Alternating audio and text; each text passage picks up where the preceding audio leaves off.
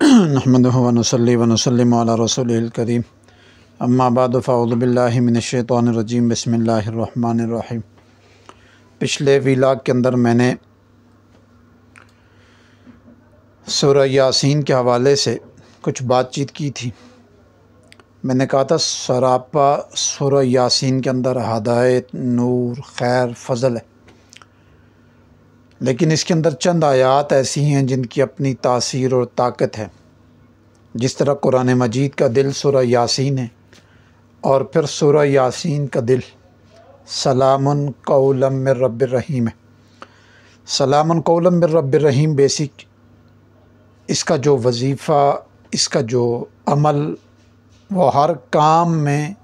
100% کارآمد ثابت ہوتا ہے۔ لیکن اس کا ایک عمل ہے سلام قولا من رب الرحیم کا، جو تسخیر خلائق اور اپنے اندر یا اپنے عمل میں، اپنے قلم میں، اپنی شعبے کے اندر آپ پرتاثیر ہونا چاہتے ہیں اور تاثیر پیدا کرنا چاہتے ہیں، تو یہ چیز کرنے سے انسان کے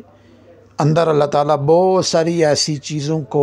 منتقل کر دیتے ہیں، ایسی خیریں منتقل کر دیتے ہیں جس سے مخلوق کو نفع ہوتا ہے۔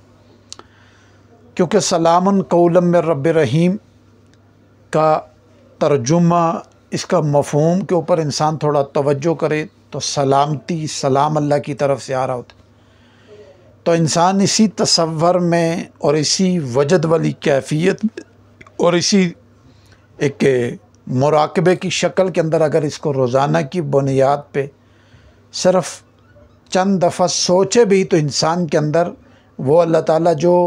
خوبیاں ہوتی ہیں جو چھپی ہوتی ہیں، یا انسان کے اندر وہ صلاحیت جو انسان کو پتہ نہیں ہوتا اور خاموش پڑی ہوتی ہیں، ان کو اجاگر کرنا شروع کر دیتے۔ تو آج کا کیونکہ ہمارا موضوع ہے تسخیر خلائق، اس لفظ سے آپ نے دیکھا ہوگا بہت سارے عامل صرف اسی لفظ کو، یا بہت سارے لوگ اسی لفظ کو بار بار پڑھتے ہیں اور اسی کو بہت سارے مقاصد میں استعمال کرتے ہیں۔ لیکن آج کا جو ہمارا موضوع ہے کہ اس سے کیسے عمل کیا جائے تو تسخیر پیدا ہو جائے۔ یہ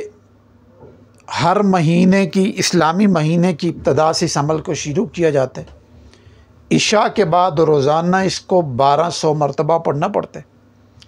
اور اناج، کچھ بھی، کوئی بھی اناج ہو، وہ تھوڑی مقدار میں اپنے سامنے رکھ لیں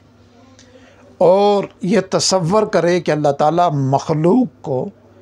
اور ہر طرح کے فضل اور خیر کو میری طرف متوجہ کرے۔ اس کے پہلے بھی درود ابراہیمی 3 دفعہ پڑھنا چاہیے اور آخر میں بھی 3 دفعہ پڑھنا چاہیے۔ درمیان کے اندر اس لفظ کو 1200 دفعہ پڑھنا ہے، ایک ہی وقت اور ایک ہی جگہ کر کے اگر ایک چلہ کر لیا جائے تو بہت بہترین۔ اگر جگہ بدلتے ہیں تو تب بھی تاثیر رہتی ہے، لیکن ایک جگہ ایک وقت کی اپنی ایک تاثیر، طاقت زیادہ ہوتی۔ تو اس اناج پہ آپ دم کریں، صبح اٹھیں اور وہ جو اناج ہوگا وہ آپ پرندوں کو ڈال دیں،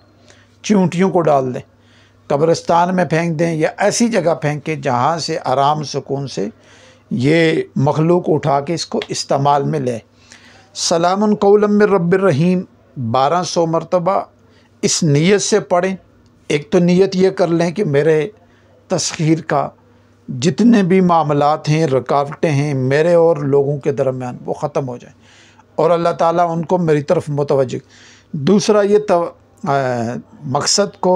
اور اپنے چیز کو ذہن میں رکھ لیں پڑھائی کے دوران کہ میرے اندر اللہ تعالیٰ وہ تاثیر، طاقت پیدا کریں، وہ خوبیاں میرے اندر سے اجاگر کریں، یا میرے قلم کے اندر وہ تاثیر پیدا کریں کہ جس مقصد میں میں اس کو لکھوں اس کا 100% نفع ہو، 100% نفع ہو جائے۔ یہ چیز جو ہے نا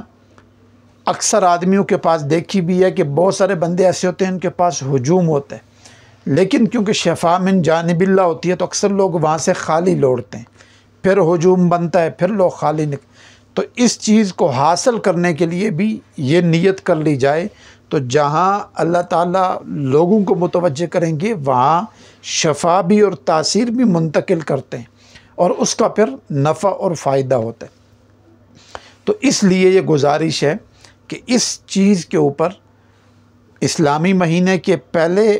جمعرات بدھ کو اس کو شروع کیا جائے، 40 دن متواتر کیا جائے، اور کوئی پرہیز نہیں ہے، بس کوشش کی جائے جگہ اور وقت کا خیال رکھا جائے، عشاء کے بعد عمل کیا جائے، اناج لازمی رکھنا ہے، اگر آپ سفر پہ بھی ہیں تو اناج آپ کے پاس اس دن کا ہونا چاہیے، تھوڑا سا ہی ہو، لیکن روزانہ جو دم کریں گے وہ روزانہ دوسرے دن پھینک دیں گے، ہر دن نیا اپنے پاس رکھیں گے، بے شک ایک مٹھی چاول ہو، ایک مٹھی باجرہ ہو جائے، ایک مٹھی کوئی اور جو ہو جائے، جو بھی چیز ہے اناج میں سے وہ آپ اپنے سامنے رکھ سکتے ہیں، چیزیں بدل بھی سکتے ہیں اور ایک چیز بھی رکھ سکتے ہیں۔ بس یہ خیال کیجئے گا کہ سفر کے دوران بھی اپنے اناج کو اپنے سامنے رکھ کر دم کر کے اس کو پھینکنا ہے، 40 دن متواتر کریں، اگر پہلے چلے میں تاثیر کچھ ہے کچھ نہیں ہے پھر دوسرا چلہ کریں، پھر تیسرا کریں، اس طرح متواتر 3 چلے کرنے سے ایک عجیب نظام اللہ تعالیٰ انسان کی ارد گرد رکھتے ہیں، کیونکہ یہ قرآن مجید کی اس صورت جس کو قرآن مجید کا دل کہا گیا اور اس کا دل پوری سورہ یاسین کا نچوڑ، خلاصہ اور طاقت اس ایک لفظ کے اندر ہے، سلام قولا من رب الرحیم، اس کے اندر بس اس کا جو آخری 1200 تو آپ نے پڑھنا ہے، لیکن جب 1100 ہو جائیں تو 12ویں 100 کے اوپر آپ اپنی آنکھیں بند رکھیں اور یہ تصور کریں کہ بارش کی طرح اللہ کی رحمت، خیر، فضل، ہجوم اور جو بھی مقاصد ہوگا اس کو ذہن میں رکھ کے آپ اپنے رب کی بارگاہ میں بیٹھیں اور پوری توجہ کے ساتھ اللہ تعالیٰ کی بارگاہ سے وہ چیز حاصل کریں، اور اسی دوران آپ کو خواب کے اندر کچھ بشارات، کچھ چیزیں عطا کر دی جاتی ہیں، ان کو راز میں رکھیے گا، ان کو چھپا کے رکھیے گا، ان کو استعمال میں لائیے گا، لیکن کسی کے ساتھ شیئر نہ کیجیے گا۔ آپ اس کو جتنا اہتمام سے اور جتنا توجہ سے اور جتنا یقین سے کریں گے، اور دوسرا روزانہ کی بنیاد پہ جہاں اناج پہ دم کرنے، وہاں روزانہ کی بنیاد پہ چند ہستیوں کو، سب سے پہلے حضور علیہ الصلاۃ والسلام،